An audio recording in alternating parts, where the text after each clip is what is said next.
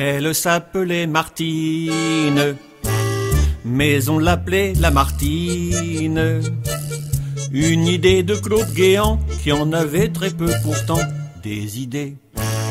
Et François son adversaire, dans le combat des primaires, lui n'avait pas de surnom, juste le nom d'un frometon, comme la Martine en question, qui s'était trompée de région. Elle qui venait de Lille, vive le maroilles, la Martine et François. Je ne sais quel sera leur destin, pour sûr qu'elle était de l'île, née de la force tranquille. Que la fille de Delors vaille ici le poids de l'or, je ne sais pas.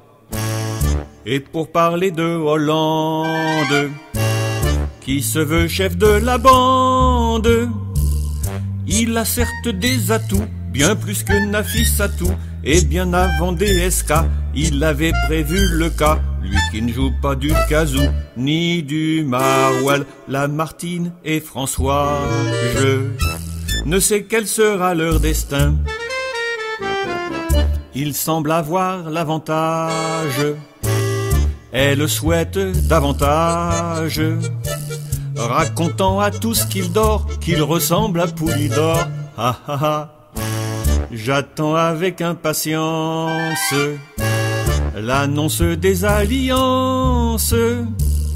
Que vont dire la royale, défense d'Ivoire du mal, et l'éléphant Montebourg, à grand renfort de tambour, et tous ceux qui n'aiment pas le bon maroilles, la Martine et François. Je ne sais quel sera leur destin. Il n'est pas facile en France d'exprimer sa différence sans envisager la loose pour le printemps 2012. 2 fois 6. Pensez qu'il faut qu'on débine ceux avec qui l'on combine.